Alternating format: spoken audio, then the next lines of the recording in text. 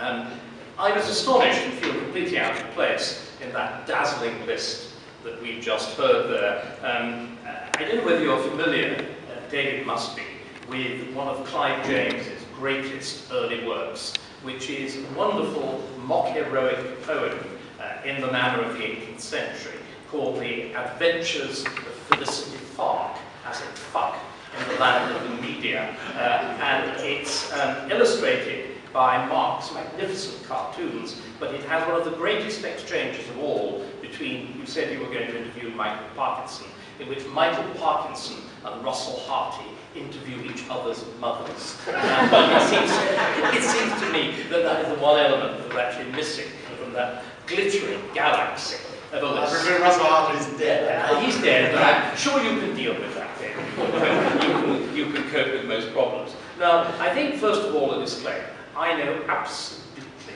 nothing about China. Nevertheless, there seems to me, and it's important to say so, nevertheless, it seems to me interesting to float a particular hypothesis and then to offer a possible answer which is semi-historically rooted, which is what I'm going to try to do in the few minutes that I've got. The problem struck me very strongly on another memorable occasion in my life when I found myself going around the First Emperor exhibition in the British Museum. I was also accompanied by somebody very remarkable who I may mention later on, but his comments were so lewd that I don't really think I can repeat them. Anyway, the thing that struck me there wasn't the terracotta warriors, it wasn't the very interesting little illustration, which, because of course the British Museum has become quite extraordinarily slavish about every culture, empire, and act of rapine apart from the British. There was this wonderfully benignly headed Chinese drawing, which was headed "The Control of Public Opinion," and showed intellectuals being pitchforked alive into a grave by the First Emperor, which itself raised a few problems. But the thing that really struck me was the First Emperor's carriage. Does anybody remember? This is how many centuries before Christ? 2, isn't it? About 2 centuries before Christ. Does anybody recall it? It is a vehicle of greater sophistication, both in terms of elegance and technique and springing, than anything that Europe was able to produce until the first 2 decades of the 19th century. 1,200 years ahead in terms of technological sophistication. However, the carriages that were being made in China at the beginning of the 20th century were identical to the ones that had been made for about 800. So there is this freezing of a remarkably advanced culture, which nevertheless freezes. Now, this is not the first time you've had this cultural freezing. Ancient Egypt is a very interesting example, again, of what in its time was an intensely sophisticated culture that, for its own reasons, freezes. And it struck me that, because this is the year of Magna Carta, and I've just published a book on it, it will be quite amusing to do the cross-culture, because I too believe in getting something out of things, especially when you do it for free. I thought it would be interesting to do a very little quick cross-cultural comparison. I'm obviously going to talk largely about what's happening in England in 1250, but what is happening in China in 1250. Let's begin with what's happening in China in 1250. I'm sure many people in this audience know. Mongol invasion. Pardon? Mongol invasion. Yes, it's Genghis Khan. Genghis Khan invades China or what was then the Northern Chinese Empire, and takes Beijing, Peking, in an act of staggering savagery. Calculating the casualties is difficult, but the general figures are in the order of tens of millions. Right? That's 1250 in China. What happens in 1250 in England? Well, it's this thing that we call Magna Carta, the anniversary of which we celebrated on the 15th of June by doing what we always do with an anniversary in Britain. We sent the Queen.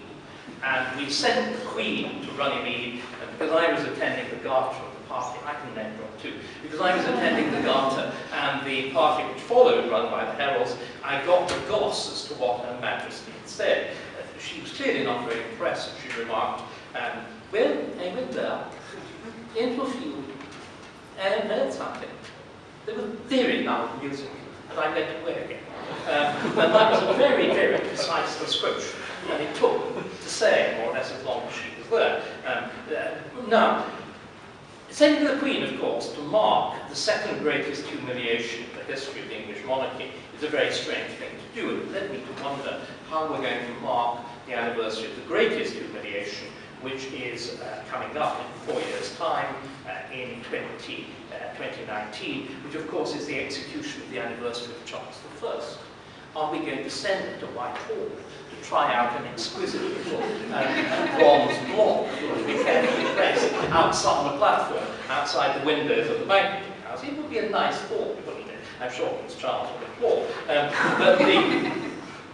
But what we've done in our account of Magna Carta this year is to be very English about it. We treat it as a kind of fundamentally benign thing, which founds the rule of law, which establishes the limitation of monarchy and so on. And in the words of what is still, apart from my own, by far the best account of English history, 1066 and all that, it's a good thing.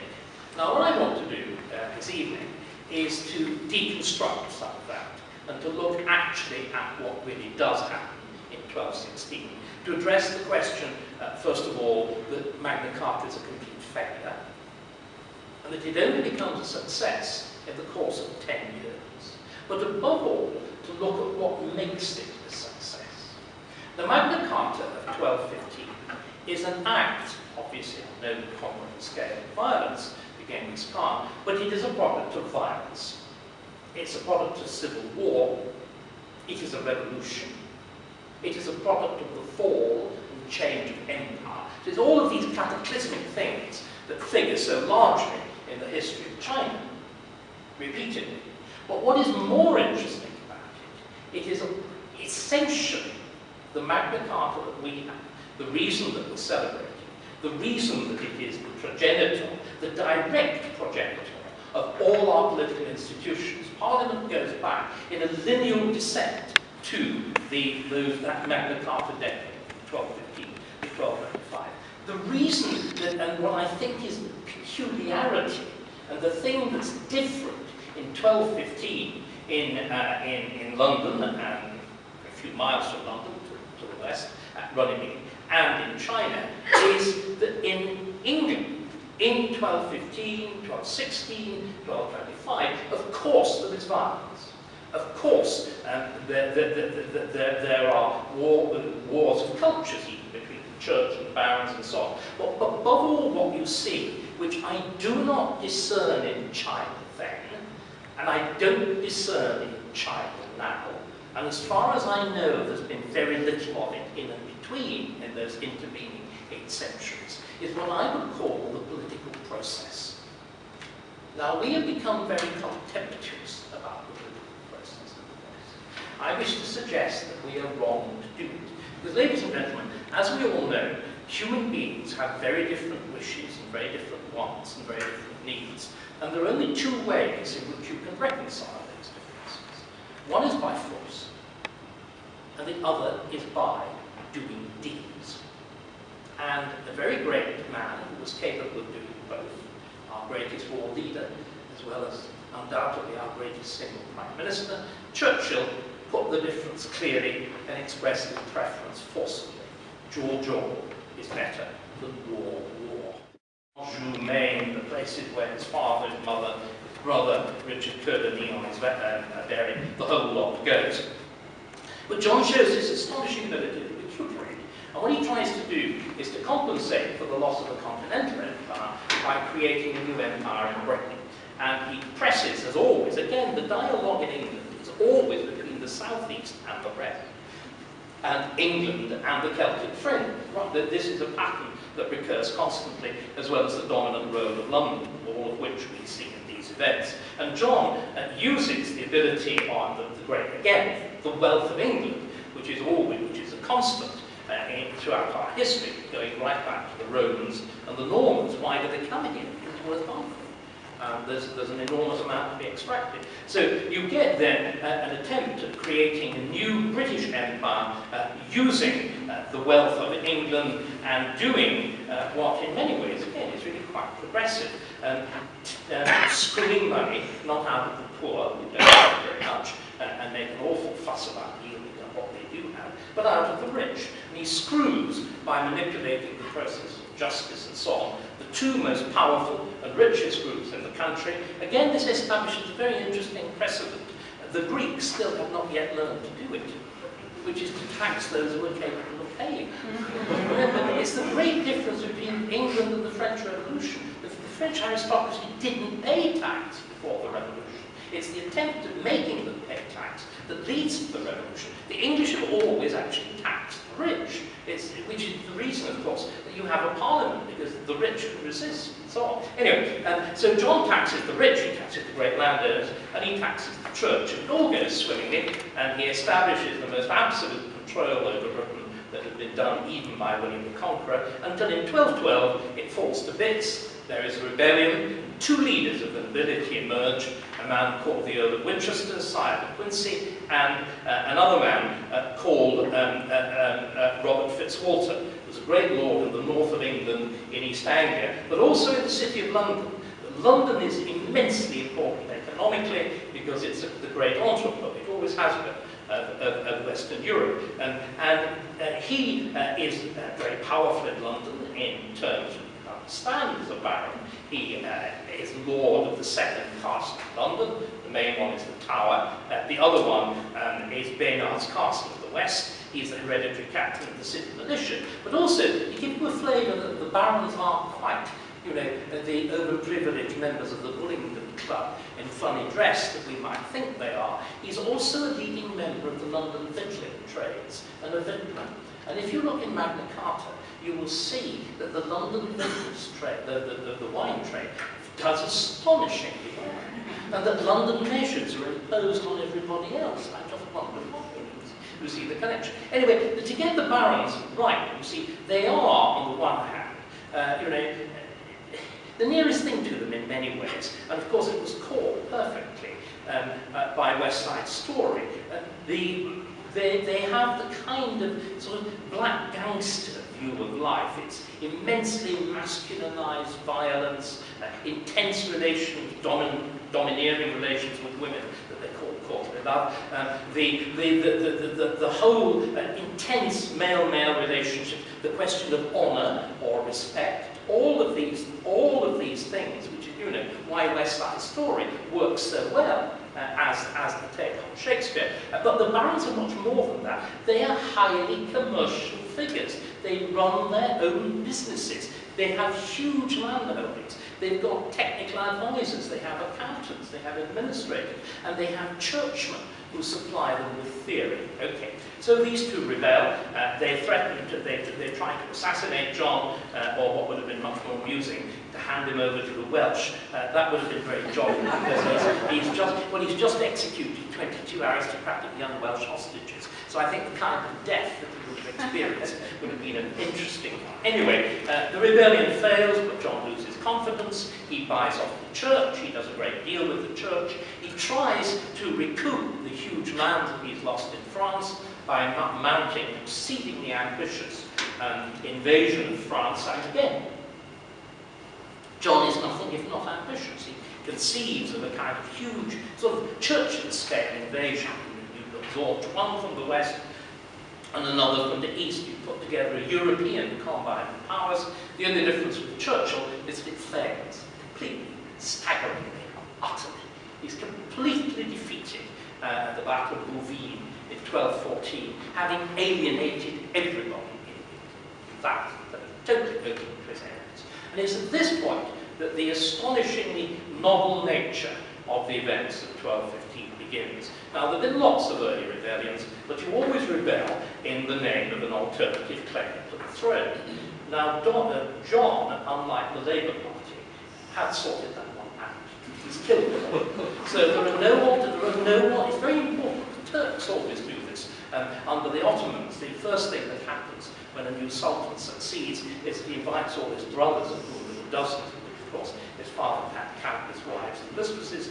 They're given an extremely good dinner and then strangled with silken cords at dawn, which is why rule under the Ottomans is so peaceful. We have the Wars of the Roses to do the same thing, but not more elaborately. And it takes longer to do it. Anyway, instead of being able to rebel because John has killed them in the name of the claimant of the throne, the barons have to rebel in the name of an idea. And the idea is a charter, or a document that can be used to tie the king down, can be used to make his government law-bound, predictable, rooted in rules. Now, the concept of it partly goes back to an earlier king, to Henry I, who, like John, was an over-ambitious younger son, but unlike John and Miliband, had talent as well, so actually pulls it off. The younger son phenomenon is a fascinating one. Anyway, Henry I had come to the throne in almost as illegitimate a way as John, but what he'd done, he'd had the wit to, as we saw again in the last election, launch a manifesto. And the manifesto was a charter. And of course, the moment he's in power, as tends to happen to manifestos, it's forgotten. But the barons don't forget it, and they use it as a precedent. So John is confronted at Christmas 1214 in the temple, a few yards from where we are now, then the order of the great campaigning crusading order of Knights Templar. He's confronted with the barons' demands that he agreed to a charter. And what's very striking is the barons already have it all worked out. They have a schema. They clearly have writing, although they're probably not literary. They have advisors who are. The king has completely lost initiative. He says, oh, please come back at Easter. They come back at Easter, he said, I can't possibly decide it now. And at which point, there is this extraordinary coup which determines the course of events. And it is London. The whole course of Magna Carta is determined by London. John had realised that something was going very badly wrong in London in early May 1215. He does a deal with them. He issues them a charter which enables them for the first time to have a Lord Mayor, to elect their own Lord Mayor, but the City of London, which of course has become as rich and vastly important as it is, as we all know, by selling its own grandmother, the moment it's got a good deal with the king, thinks, well, can't we get a better one with the barons? So using Robert Fitzwalter, of course, who's got all these London connections, they open negotiations, they get the deal they want, and on the 17th of May, the gates of the city are secretly opened to the barons, at which point John loses his capital, he loses his administration, he loses what's left of his treasure, and he loses his prestige within a fortnight.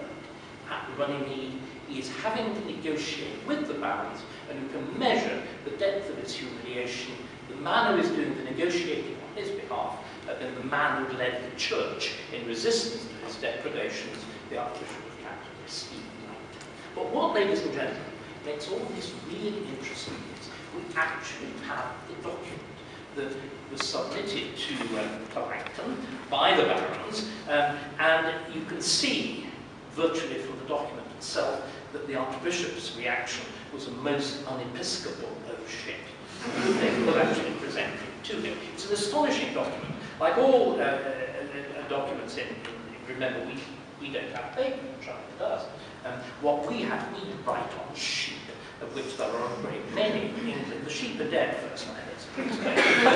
But parchment, these famous documents that I'm talking about, are written on parchment, which means they are in fact completely indestructible.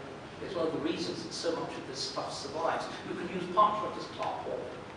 The ink is actually made, it's a chemical reaction between bits of iron and oak gall and thickened with gum arabic, and it bonds, it actually rusts into the surface of the paper. The only way you can get it out is by scraping.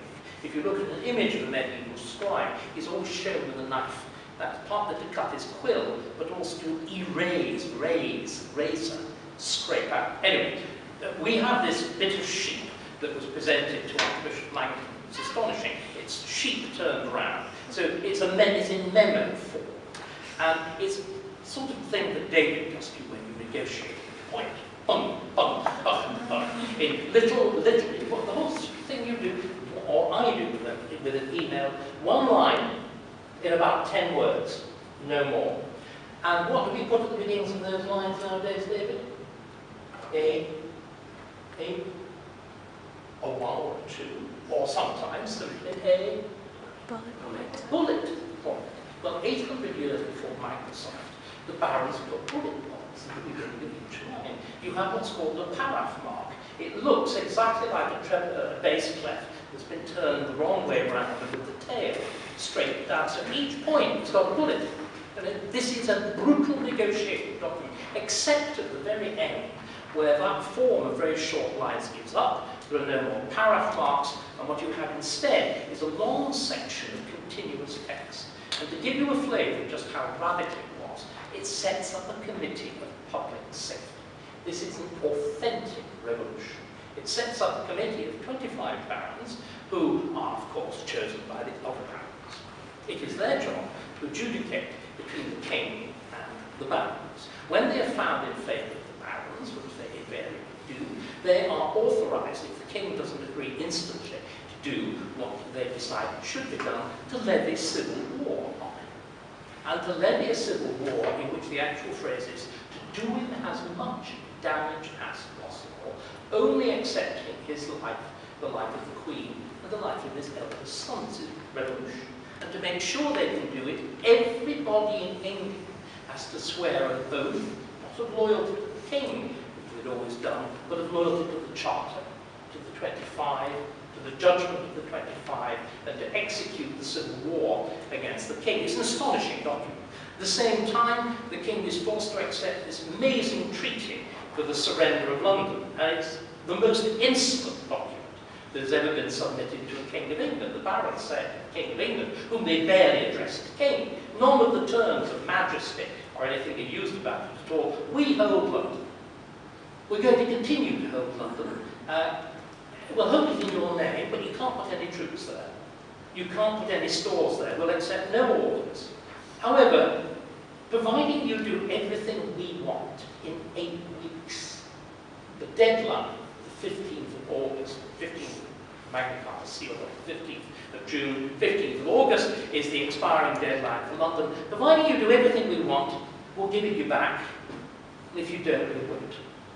This is why, of course, John instantly, although he's forced to agree to it by the capture of London, instantly begins to see how he can undo it, how he can be released from his oath, which is actually quite easy, because of course Magna Carta is extorted by force. And as we've discovered in the whole law of sexual relations and consent, force removes consent. There has to be true consent for a contract to be valid. And the result of all of this is the barons have gone too far. This is, if you like, a Russell Brand moment. And although John had absolutely no supporters before Magna Carta, after Magna Carta, he finds himself in a position that he can mount a very effective campaign against the barons' leaders, and England descends into full-scale civil war, which John starts to win overwhelmingly. In response to this, terrified of the penalties of treason, the barons go off, and what do? They surrender England to the French. They commit the most overt treason. It's always Fitzwalter and De Quincey, they're literally blood brothers. They go off to France and they offer the kingdom to Philip Augustus and his son, Prince Louis. The French accept. Louis, who was an outstanding soldier, invades. And of course, Louis has the advantage of having all the weight and power of France greatly strengthened by the loss of John's ancestral lands. But he also has something else. He has London. He is able instantly to walk into London, to be hailed at St. Paul's, to undergo a form of inauguration, to have the assembled baronage swear to him. And John collapses completely. And within a few months, it looks as though the Angevins will be finished, and England will be subject to a new French conquest. We're going to go right through the process of the Norman conquest again. And then John dies, famously having lost all his baggage in the Wash, which is not Bosch, you know, it's the area of quicksand to the north of East Anglia. Dies at Newark Castle, allegedly in the surfeit of the underripe peaches and is carried off to be buried at Worcester. And at this point, ladies and gentlemen, everything changes. And instead of force and violence, we have the remarkable operations of politics. First of all, John is succeeded by his son, a little boy, 9 years old. So what we see first are the remarkable operations of sentiment, to which the English are quite peculiarly prone, as they're not very intellectual people. We saw a very similar case with Prince George and little Princess Charlotte. Remember, the entire nation, kind of sickly Lady Mad fashion. Anyway, it was a kind of very similar moment in 1216 when the little boy is crowned, and there's this sweet little ceremony in Gloucester. Of course, the French are occupying Westminster and have all the regalia, and a little set of robes is made specially for him. And he's crowned with his mother's garb, and the nation goes, oh, we can't do that, can we? But at the same time, you have this genius, political genius of a regent, a man called William the Marshal. He had been loyal to John, despite having the king having treated him badly. He'd been loyal to Magna Carta, he's loyal to the Civil War, he's loyal to the young king, and he does something truly and genuinely astonishing. As a royalist, he reissues the baronial document of Magna Carta. But what he does, he Sir Humphreyizes it. England already has a yes minister. Quite remarkable. The text of the Magna Carta of 1216, which is the Magna Carta we actually remember, although we don't, if you understand. I mean, the text we always look at is a third shorter than the Magna Carta of 1215. The Magna Carta of 1216 is about 3,000 words. The Magna Carta of 1215 is 4.5. The Magna Carta of 1215 is 60 clauses. Of 1216, 40. What's left out? Everything that's difficult or controversial. It's wonderful. There's a total Sir Humphrey clause in what you said. Well, the question of the 25. The question of levying civil war against the king, the business of the treatment of Jewish bankers, the question of the forest law, the question of how we authorise taxation. It was quite right all these appeared in the first charter, because they are very important. However, they're a bit difficult, so we've set up a committee. Now, this is authentic, yes, minister. The whole lot is shunted off into a committee. One or two things emerge from it, like the Forest Charter or whatever, but basically all those difficult, controversial questions which had led to the renewal of civil war are simply parked. And what you get instead is a compromise, a genuine compromise document, in which nobody gets everything, but everybody gets something. The king and the regent don't get all they want, the barons don't get all they want, the bishops don't get all they want, even the church doesn't get all it wants, but everybody gets enough. And the result is that from this absolute slough of despond of the House of Anjou, you recover, William the Marshal wins a great battle, and astonishingly, the French have to retreat. But there's still a big question mark which hangs over that reissued charter. It had been reissued only in the name of a boy at 9. Where's the question of free consent? A boy can't give it. 9 years later, in 1225, the question is settled by the intervention of the Archbishop of Canterbury, again, Stephen Langton, and he is determined to secure the reissue of the charter by free consent. Now, you may have noticed this is the first time I've hinted at principle. The first time I've suggested that this political process would be driven by principle. Well, I hate to disappoint you. Led by the Archbishop of Canterbury, the king is persuaded by the technique which would become so very familiar. Two questions regarding Britain and England first, and then I might interject a thought about an explanation onto the equivalent of China. Would you then say that you mentioned the anniversary of the execution of Charles I in 4 years' time, who, of course, for which Cromwell and Parliament was principally responsible.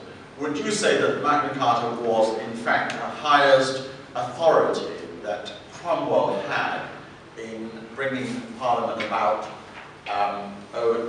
during Charles's reign? No, the Cromwell is extremely. This is Oliver, not Thomas. Yes. That we become. Sorry, not bloody Hilary Mantel. This is bloody Oliver. You needn't turn it off. This is Oliver Cromwell. Oliver Cromwell is very rude about Magna Carta. He calls it Magna Farta.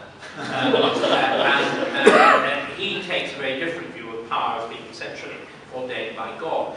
What happens is, David, the reason you have the Civil War in the 17th century is that Henry VIII, when he made himself King of England, had taken over the most important rival form of authority, the crown. Again, you see, my understanding is, in China, as is also the case in the Islamic world, there is no real separation of church and state. And what is very striking in the medieval West, England takes an extreme form, not for nothing we have Becket, and the clash between Becket and II, and all the rest of it. The church in the Middle Ages had been the body that had taken over Magna Carta after Langton's Rome in 1295, and protected it by the penalties of excommunication, and of course enforced it on the king by the oaths that it imposed upon the king at the time of his coronation. The king's coronation oath was derived directly from Magna Carta and was seen as a kind of contract. But of course, once the church had been taken over by the king, it completely ceases to play this part.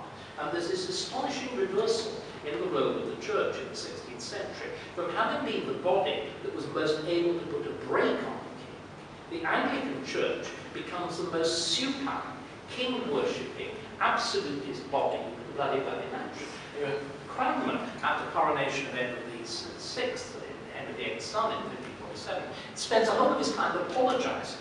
He apologises for crowning the king because it's paganism. He apologises for anointing him because it's even worse than paganism, it's wicked superstition. And also he can't do anything because the king is so holy. And above all, he emphasises he's got no power to hold him to the oaths which he administers. So the church then becomes supine. And the king's powers explode. It's taken over the only rival body, which is why you have, first of all, the Stuart absolutism, and at the same time, why there's this extraordinary reversal of roles. The only people who advocate absolute power for the church, for the king under Charles I, are Laudian, what's the word I want, divines, and the common lawyers who have been the most aggressive agents of royal power suddenly discover liberty in the early 17th century. It's very striking. You won't find a peep in the Middle Ages of lawyers advocating individual liberty or anything like this. It's a complete myth. Magna Carta does not lead to trial by jury. Magna Carta does not lead to habeas corpus. The only thing that leads to trial by jury is that the Lateran Council of 1215 forbids trial by ordeal. So you've got to think of another way of doing it. You've got to think of another way of condemning criminals. And things like habeas corpus and prohibitions were developed not to protect the liberty of the individual, but to protect the king's courts against the church. So the story is one of astonishing. I must go back to school to see, because I still don't quite understand why Oliver Cromwell thought that Magna Carta was the Magna Carta, because I would have thought it gave him more authority in terms of presenting Parliament. It didn't give him enough.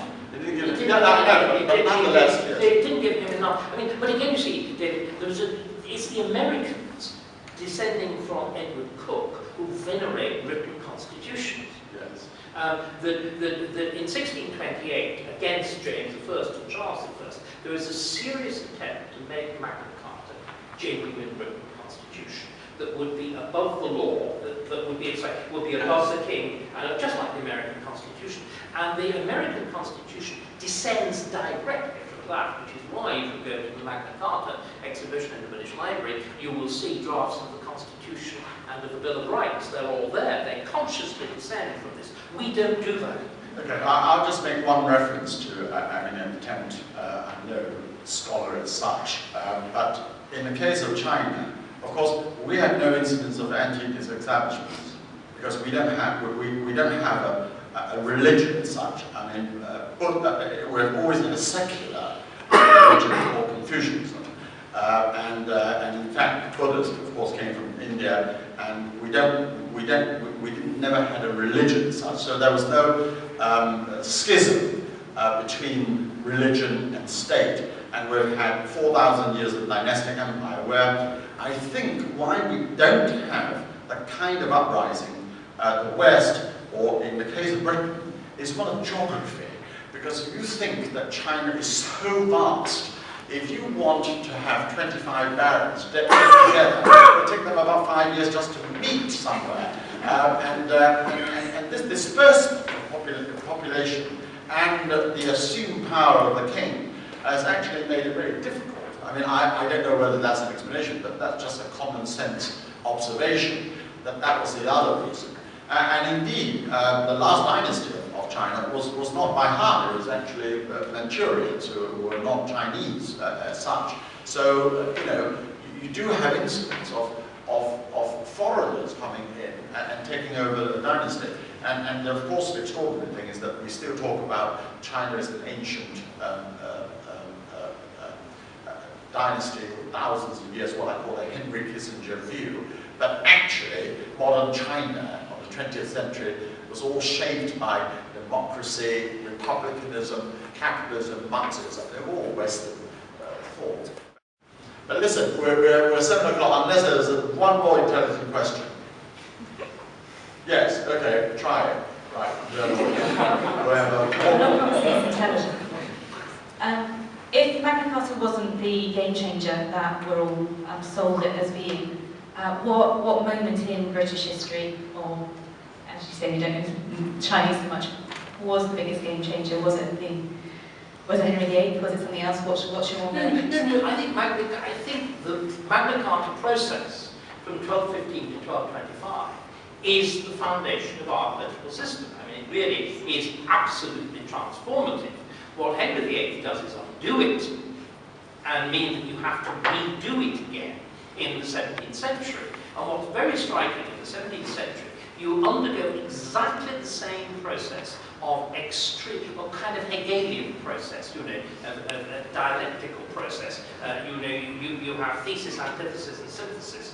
You first of all have the fanatical extremities, and they are fanatical extremities of the English Civil War. You know, we're talking about France. The French are such Johnny-come-latelys. We try and publicly execute the king 140 years before they even get round to thinking of it.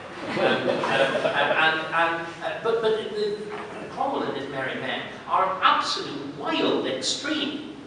And that civil war ends, sorry, that revolution ends, which, you know, all its aficionados like Christopher Hill and whatever won't have. It ends in total, complete and utter failure, like the first Magna Carta. The restoration of 1660 brings back an effectively untrammeled monarchy, with the thing that's really dangerous, he's got a supine parliament which is stuffed with cavaliers, and it's also a very intelligent, clever, cynical king, unlike his father, Charles II. And the only reason that as it were, things are rescued is that his brother is stupid and Catholic and succeeds, James II, at which point the Tories, who've been the die-hard supporters of the king, joined with the Whigs in a highly modified form of the revolution, which we call the Glorious Revolution of 1688-89. And again, this same process is striking in the 19th century. 1832, the Reform Act, which first broadens the franchise. Because again, you see, the great peculiarity in England is that groups wanting access to power don't want to destroy the political structure, they want to share it, including right up to women and the campaign for the franchise in the late 19th and beginning of the 20th century. But the first broadening of the franchise in 1832 is a consciously revolutionary act, imposed again by a group of high nobles, the Whig aristocracy, who consciously see themselves as reenacting the role of the barons of Magna Carta. And there's a wonderful bas relief at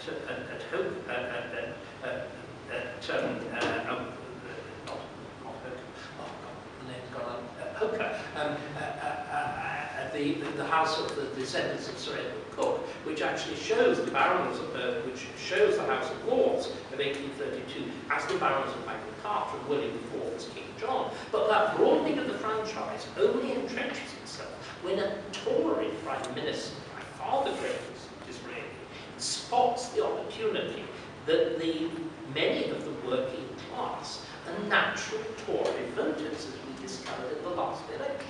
And he passes the 1867 Reform Act, which completely shattered liberal England by broadening the franchise for the working man.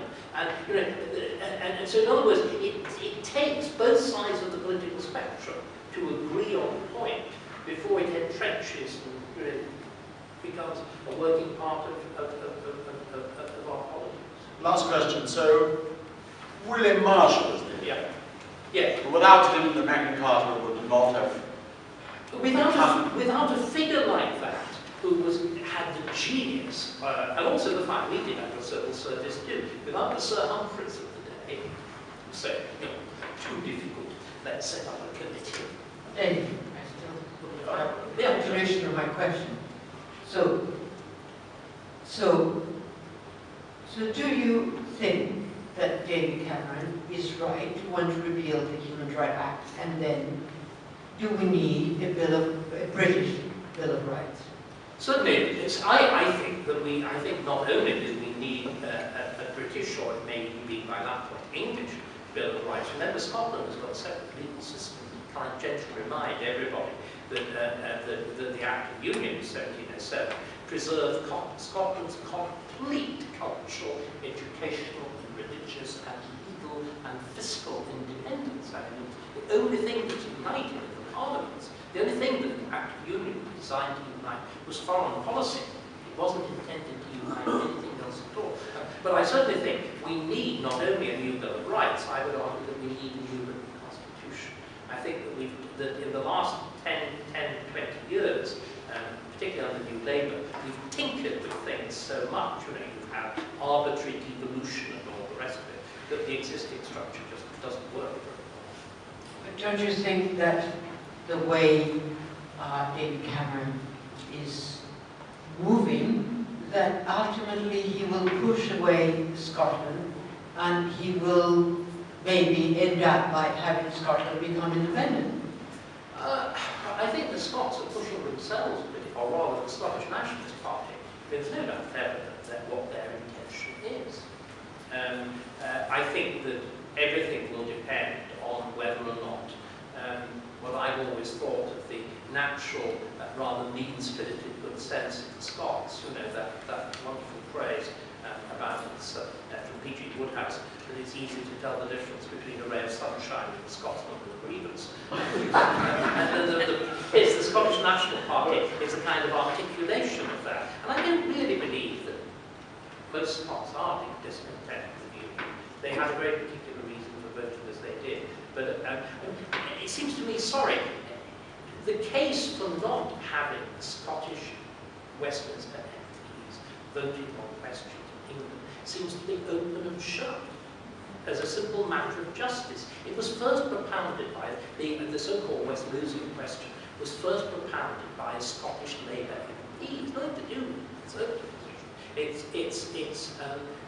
Well, happens to be a baronet as well, and he argued in the absolute injustice of English policy, possibly being set by Scottish MPs who cannot vote on those questions insofar as they relate to Scotland. It's But I think it's very unlikely, isn't it, in our lifetime, that there will be another referendum in Scotland? Well, I'm not so sure. I mean, the great problem is, I was discussing this last night with one or two very senior businessmen. The view was that already the financial sector is starting to shift out of element. That the situation is very, very much what happened at Montreal after the rise of the public Quebec Park. That Montreal used to be the financial centre of Canada, and the moment you started to get Francophonie and nationalist agitation, the banks just up and walked to Toronto.